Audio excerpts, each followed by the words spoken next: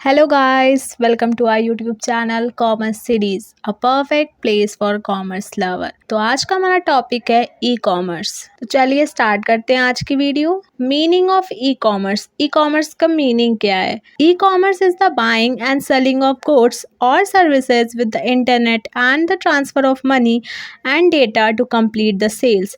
ई commerce हमारा होता है जब हम लोग गुड्स को खरीदते या बेचते हैं, किसके थ्रू? इंटरनेट के थ्रू बेचते हैं और पैसे ट्रांसफ़र करते हैं आफ्टर, जब सेल्स हमारी कंप्लीट हो जाती है, after completion of the sales. जब हम लोग गुड्स एंड सर्विसेज बेचते हैं थ्रू इंटरनेट के थ्रू हम लोग कोई भी सामान अगर खरीदेंगे या बेचेंगे तो वो हमारा किस में आता है? ई कॉमर्स में आता है। It's also known as electronic commerce और इंटरनेट कॉमर्स।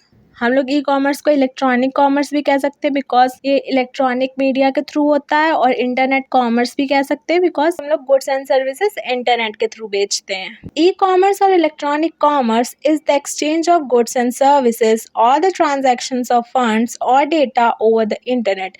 इसमें जो हमारा गुड्स और सर्विसेज का एक्सचेंज होता है या ट्रांजैक्शन, जितनी भी ट्रांजैक्शन होती है फंड्स की, सब किसकी हेल्प से होती है? Through internet. This process of buying and selling goods and services online typically consist of the exchange of data or currency to process a transaction involving more than one entity or individual।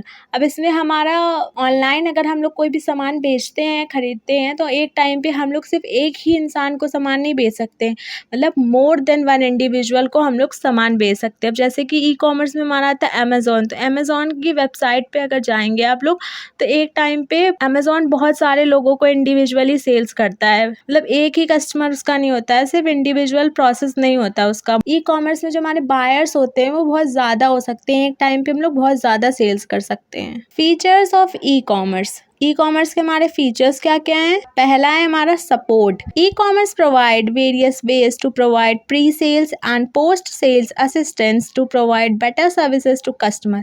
अब e commerce में एक support मिलता है customers को कि मतलब अगर आप सामान नहीं खरीदेंगे तो आपको प्री सेल्स, मतलब सामान खरीदने के पहले ही भी सर्विसेज दी जाएंगी, मतलब पूरी आपको ट्रायल दिए जाएंगे हर एक चीज़ के।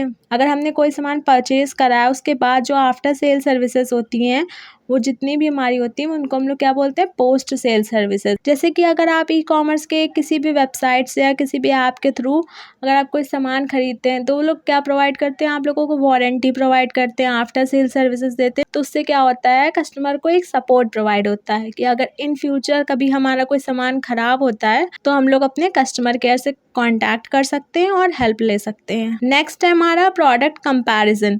Product comparison can improve our shopping experience and increase sales. अब प्रोडक्ट कंपैरिजन मतलब क्या होता है? हम लोग एक प्रोडक्ट को दूसरे प्रोडक्ट से जब कंपेयर करते हैं उसको हम लोग प्रोडक्ट कंपैरिजन बोलते हैं।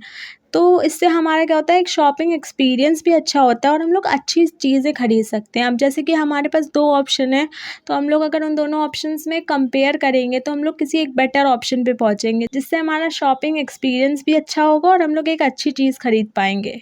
Consumers typically shop for similar features. A product comparison feature on product pages can help them view features side by side instead of flipping through many pages. अब ई कॉमर्स की जितनी भी website होती हैं उसमें हम लोग ईजिली कोई भी प्रोडक्ट को किसी भी प्रोडक्ट से कंपेयर कर सकते हैं। हम लोगों के लिए डिफ़िकल्ट नहीं होता है इतना कंपैरिजन करना। बट अगर हम लोग किसी शॉप पे जा कर के शॉपिंग करते हैं तो हमें एक शॉप से दूसरी शॉप पे जाना पड़ता है। कोई भी प्रोडक्ट अगर हमें लेना है, दोनों के प्राइस अलग अलग होंगे, हर चीज़ अलग होगी। बट ई कॉमर्स में क्या है? हम लोगों को एक ही जगह ईजिली कंपैरिजन कर सकते हैं दो प्रोडक्ट्स में। 24/7 service. E-commerce automates the business of enterprises and provides service to their customers. It is available anytime and anywhere.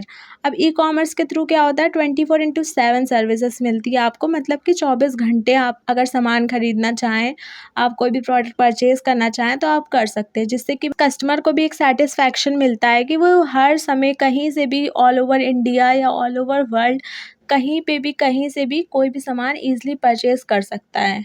Next है हमारा global reach. E commerce allows business transaction on the cross country bound can be more convenient and more effective as compared with the traditional commerce. On the e-commerce business, potential market scale is roughly equivalent to the network the size of the world's population. जैसे कि मैंने बताया कि global reach होती है इसकी, मतलब अगर आप कोई भी प्रोडक्ट देख रहे हैं अमेज़ॉन पे या किसी पे भी, अगर आप कोई भी एक प्रोडक्ट देखेंगे तो वो आपको ऑल ओवर इंडिया अवेलेबल होगा। भले उसके प्राइस अलग अलग होंगे, बट आप इंडिया के या पूरे वर्ल्ड के किसी भी कोने से वो प्रोडक्ट आप इजीली खरीद सकते हैं। अगर किसी शॉप से हम सामान खरीदेंगे तो कितने लोग खरीदेंगे? सिर्फ उसके स्टेट के लोग या उस एरिया के या उस सिटी के ज़्यादा से ज़्यादा लोग खरीद पाएंगे। बट ई कॉमर्स में क्या है, ऑल ओवर वर्ल्ड के लोग कोई भी सामान कहीं से भी इजीली खरीद सकते हैं। Advertising and marketing, e commerce increases the reach of advertising of product and services of business. It helps in better marketing, management of product and services. E commerce में क्या करना पड़ता है, हमें ज़्यादा से ज़्यादा एडवर्टीजमेंट करना पड़ता है और मार्केटिंग करनी पड़ती है, क्योंकि हमारी जो रीच होती है वो ऑल ओवर द वर्ल्ड होती है। हमारी ऑडियंस बहुत बड़ी होती है, हमारे जो ऑडियंस का स्केल होता है वो लार्ज स्केल होता है। तो हम लोग जितना एडवर्टीजमेंट और मार्केटिंग करते हैं उतनी हमारी सेल्स क्या होती है, बढ़ती है। Interactivity, 20th century electronic commerce business technology is called interactive, so they allow for two-way communication between business and consumer. अब इसमें क्या होती है कि इंटरएक्टिविटी होती है, मतलब हम लोग डायरेक्टली जो कंज्यूमर्स होते हैं वो हम लोग डायरेक्टली बिजनेसमैन से बात कर सकते हैं, मतलब एक डायरेक्ट। अब जैसे कि हम लोग कहीं से सामान खरीदेंगे, छोटी मोटी शॉप से सामान खरीदते हैं, तो क्या होता है हम लोग डायरेक्ट बिजनेसमैन से बात नहीं कर पाते हैं, क्योंकि उसमें मिडिल मैन होता है या शॉप का ओनर होता है जो हमें सामान देता है।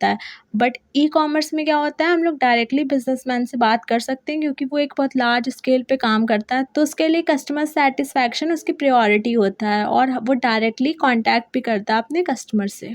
Improved sales. Using e-commerce, order for the product can be generated anytime, anywhere without any human interventions. It gives a big boost to existing sales volume. क्योंकि e-commerce के थ्रू हमारा सेल्स क्या होता है, सेल्स भी हमारा इंक्रीज होता है, क्योंकि इसमें हमें किसी इंसान की हेल्प की ज़रूरत नहीं है कि वो जाए और हमारे प्रोडक्ट्स को बेचे। ई-कॉमर्स में ऑडियंस खुद ही जाती है वेबसाइट पे या ऐप्स पे जा कर के खुद गुड्स परचेज करती है, तो वो कहीं से भी ऑल ओवर वर्ल्ड से कहीं से भी लोग सामान खरीदते हैं और किसी भी समय खरीदते हैं। तो इससे क्या होता है, उनको अगर ये सारी फैसिलिटीज़ मिलती हैं तो हमारी क्या होती है, सेल्स इंक्रीज होती है। Easy communication, E commerce provide ways for faster, efficient, reliable communication with the customer and partners. E commerce क्या होता है, एक ईजी कम्युनिकेशन प्रोवाइड करता है अपने कस्टमर को, क्योंकि कस्टमर सेटिस्फैक्शन उनकी प्रायोरिटी होता है, तो वो चाहते हैं कि उनके कस्टमर्स को एक एफिशिएंट, फास्टर और रिलायबल कम्युनिकेशन मिले। तो ये थी हमारी आज की वीडियो, मिलते हैं नेक्स्ट वीडियो पे। Thank you guys, thanks for watching.